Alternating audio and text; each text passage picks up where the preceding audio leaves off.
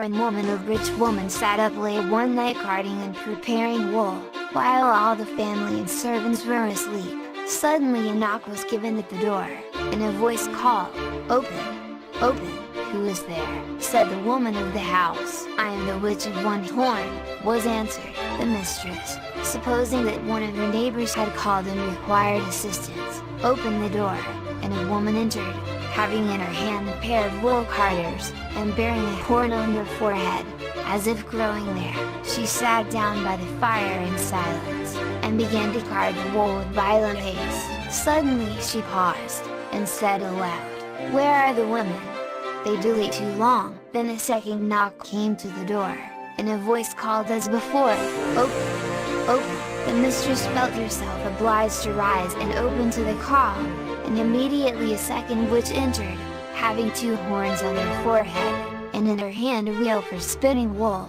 "Give me place," she said, "I am the witch of the two horns," and she began to spin as quick as lightning, and so the knocks went on, and the call was heard, and the witches entered, until at last 12 women sat round the fire, the first with one horn, the last with 12 horns, and they carded the thread, and turned their spinning wheels, and wound and wove, all singing together an ancient rhyme, but no word did they speak to the mistress of the house. Strange to hear, and frightful to look upon, were these 12 women, with their horns and their wheels, and the mistress fell near to death, and she tried to rise that she might call for help, but she could not move, nor could she utter a word or a cry, for the spell of the witches was upon her.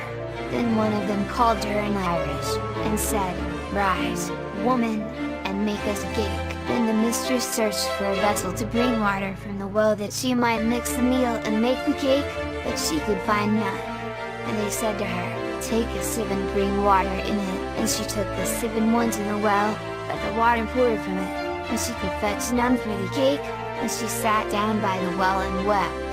Then a voice came by her and said, "Take yellow clay and moss, and bind them together, and plaster the sieve so that it will hold." This she did, and the sieve held the water for the cake, and the voice said again, "Return, and when thou comest to the north angle of the house, cry aloud 3 times and say, 'The mountain of the Fenian women in the sky over it is all on fire.'" And she did so.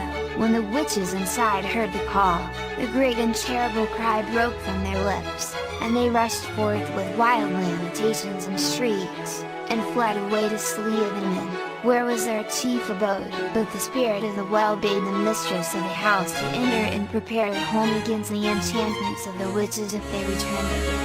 And first, to break their spells, she sprinkled the water in which she had washed her child's feet, the feet water, outside the door on the threshold. Secondly, she took the cake which in her absence the witches had made of meal mixed with the blood drawn from the sleeping family, and she broke the cake in bits, and placed a bit in the mouth of each sleeper, and there it was torn. And she took the cloth they had woven, and placed it half in and half out of the chest with the padlock, and lastly, she secured the door with a great crossbeam fastened in the jambs, so that the witches could not enter, and having done these things she waited. Not long were the witches in coming back, and they raged and called for vengeance. "Open! Open!" they screamed, "Open, feet water!" "I cannot," said the feet water, "I am scattered on the ground, and my path is down to the lock." "Open! Open, wood and trees and beam!" they cried to the door. "I cannot," said the door, "for the beam is fixed in the jambs and I have no power to move." "Open! Open, cake that we have made and mingled with blood!" they cried again.